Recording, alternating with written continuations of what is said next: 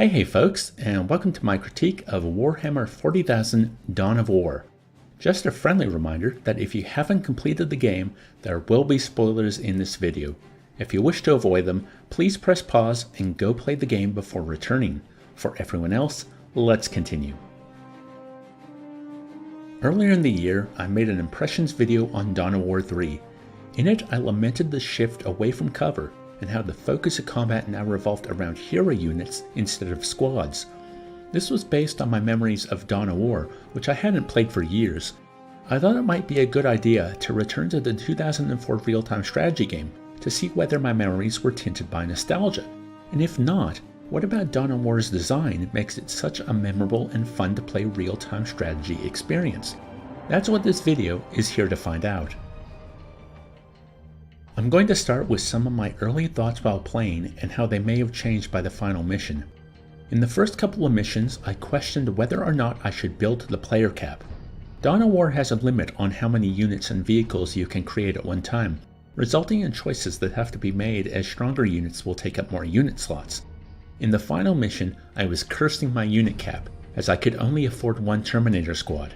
I thought about sending my scouts into the enemy base to sacrifice themselves and free up some slots, but without them hidden on the outskirts of the base, how was I going to use the orbital relay to launch my Terminators in?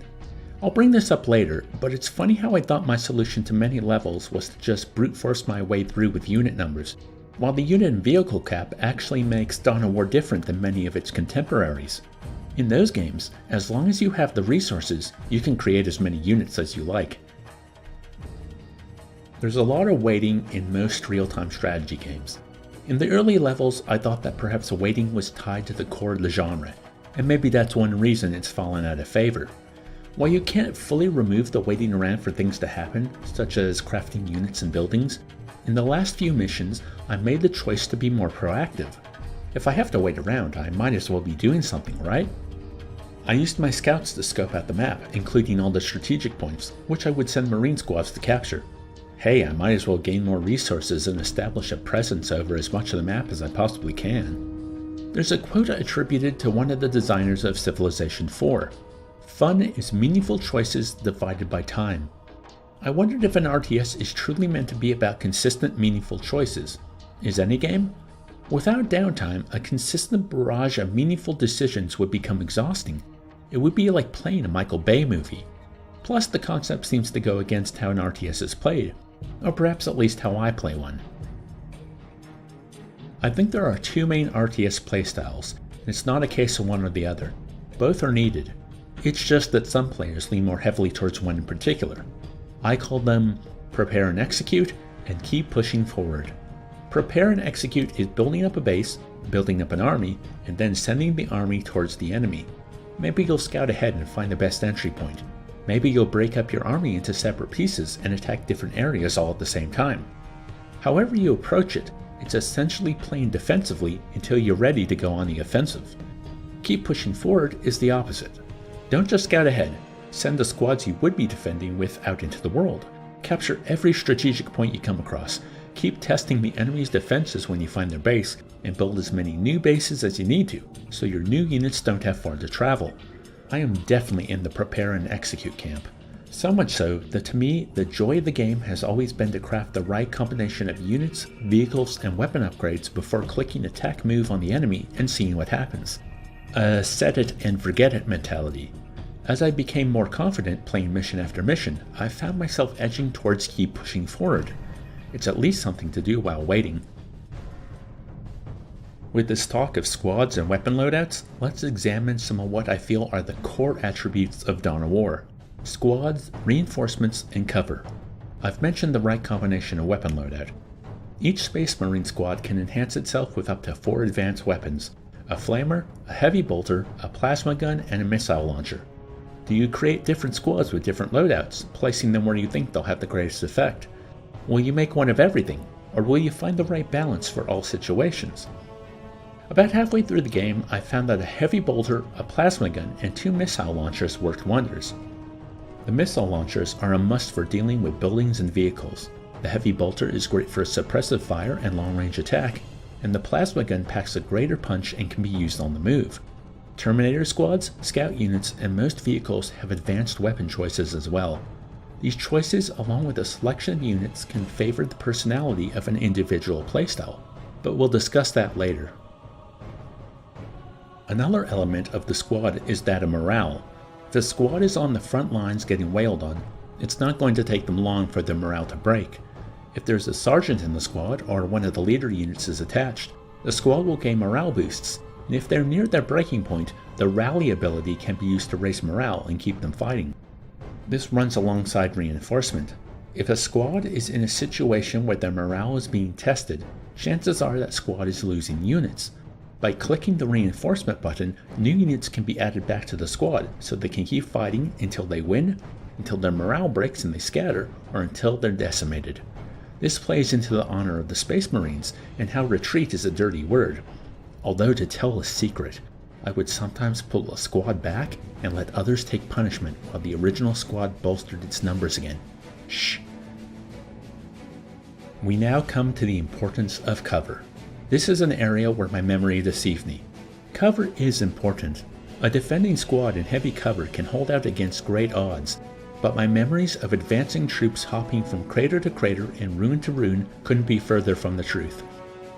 The majority of my fights were out in the open.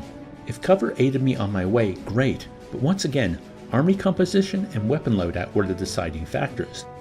Perhaps it's best to say it's not that cover didn't play a great part in my victories and defeats, but that I didn't notice it as I was playing.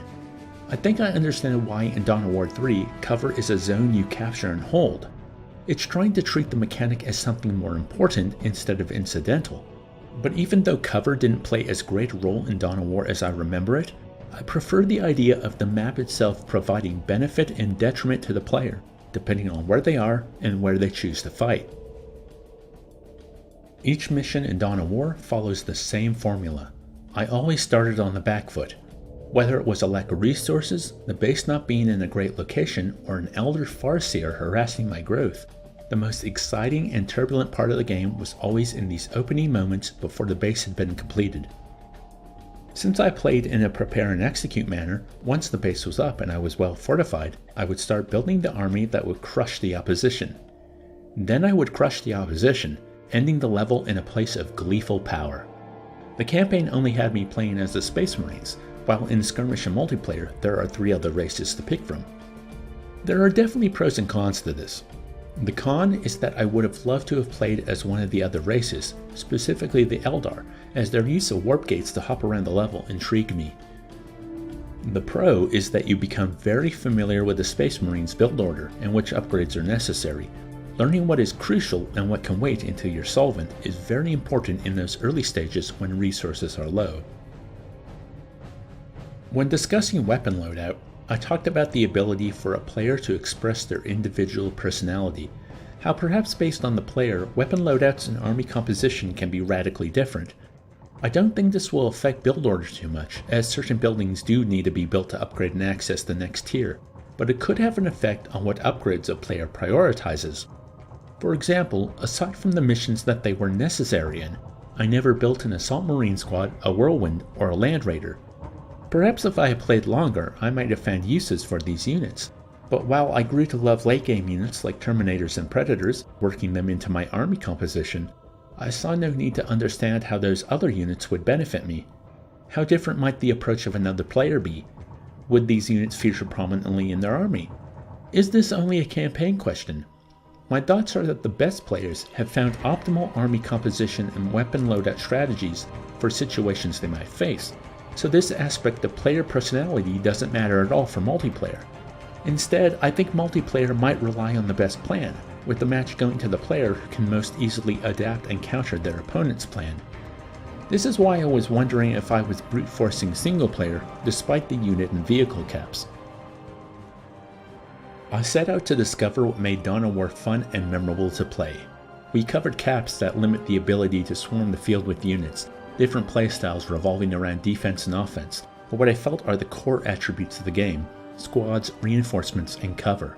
While cover didn't play as great a role as I remember, the squad, its weapon loadout, and managing morale while reinforcing lost units made me think about using squads to express oneself while playing. While outside a class choice in skirmish or multiplayer, I don't think that's entirely true, but I'm happy to be proven wrong. Only the single class approach to the campaign seems to allow for experimentation. Dawn of War distinguishes itself in the RTS genre with the creation of strategic resource nodes and squad-based gameplay, and while Relic would refine a lot of these ideas to greater effect in Company of Heroes, it's fitting that these concepts should begin in a universe based on perpetual warfare. Thanks for watching. What are some of your thoughts and experiences with Dawn of War? Do you have any response to anything I said in the video? I'd love to hear from you all in the comments. If you'd like to help the channel and show me some love, please like the video, share with your friends, and subscribe if you haven't already. Until next time, I hope you're all having a wonderful day.